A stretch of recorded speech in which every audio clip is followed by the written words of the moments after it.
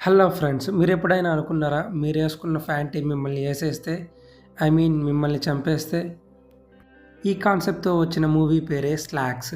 ఈ మూవీ బాత్రూమ్‌కి వెళ్తున్న క్లాత్ స్టోర్‌లో ఉన్నటువంటి కస్టమర్‌ని అక్కడికక్కడే చంపేస్తుంది. మరొక సెలబ్రిటీని అందరూ చూస్తుండగానే ఉరేసి మరీ చంపేస్తుంది. దీంతో ఫ్రస్ట్రేట్ అయినటువంటి మన సినిమాలో హీరోయిన్ అసలు ఒక జీన్స్ ప్యాంట్ మనుషుల్ని చంపేయడం ఎందుకని ఆలోచించి బాగా ఎంక్వైరీ చేయగా, అప్పుడే తనకు తన స్టోర్‌లో ఉన్నటువంటి జీన్స్ ప్యాంట్లన్నీ ఇండియాలో ఉన్న కాటన్ ఫ్యాక్టరీ నుంచి వచ్చాయని, ఆ కాటన్ ఫ్యాక్టరీలో వర్క్ చేస్తున్నటువంటి ఒక లేడీ చనిపోతే, ఆ కంపెనీ ఆ అమ్మాయి చనిపోయినందుకు వారి ఫ్యామిలీకి నష్టపరిహారాన్ని ఇవ్వకుండా, ఆ చనిపోయిన విషయాన్ని కూడా దాచి, ఆ కాటన్‌తో తన ప్రొడక్ట్స్ చేసుకొని అమ్ముతోందని తెలుసుకుని మన హీరోయిన్ సాడ్‌గా ఫీల్ అవుతుంది.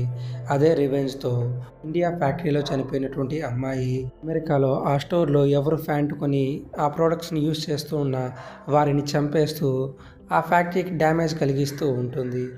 అప్పుడే ఆ ఫ్యాక్టరీకి ఆఫర్ పెట్టి మరీ కస్టమర్లు రప్పిస్తున్నటువంటి ఆ ప్యాంటుని చూసిన హీరోయిన్ కాపాడడానికి ట్రై చేస్తుంది. కానీ కస్టమర్లు తనను నెట్టుకుని ఆ ప్యాంట్లు కొనడానికి వస్తారు. దాంతో అందరూ చస్తారు, ఇంక్లూడింగ్ ఆ ఫ్యాక్టరీ యజమాని కూడా. ఫైనల్‌గా ఆ ఫ్యాంట్‌లో ఉన్నటువంటి ఆ అమ్మాయి ఆత్మ ఆ ఓనర్‌ని చంపి తన రక్తాన్ని తాగుతుంది.